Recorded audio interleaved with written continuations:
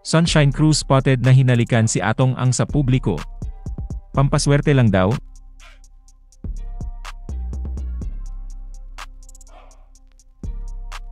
Pero bago ang lahat, kung ikaw ay bago sa aking channel, huwag kalimutan na mag-subscribe at i-click ang notification bell for more trending news. Pinag-usapan video na makikitang nag-hug and kiss si Sunshine Cruz sa negosyanteng si Atong Ang. Ang aktres at negosyante ay nagpasimula ng mga rumors ng pakikipag-date matapos makitang nagbabahagi ng mga sweet moment sa publiko.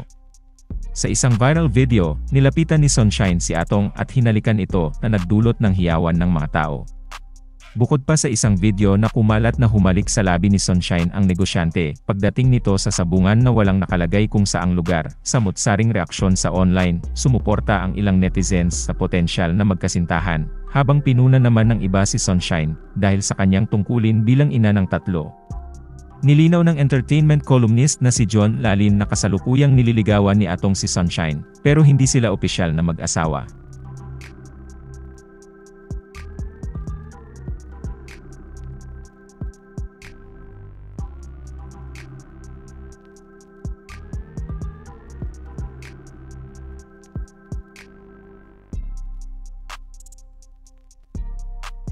Ayon sa source ni Lalin, kinilala ni Sunshine ang romantic efforts ni Atong ngunit sinabing kinikilala pa nila ang isa't isa. Ibinunyag din ni Lalin na hindi na bago ang interes ni Atong kay Sunshine. Una niyang hinabol siya 12 years ago at ipinakilala pa siya sa kanyang mga anak.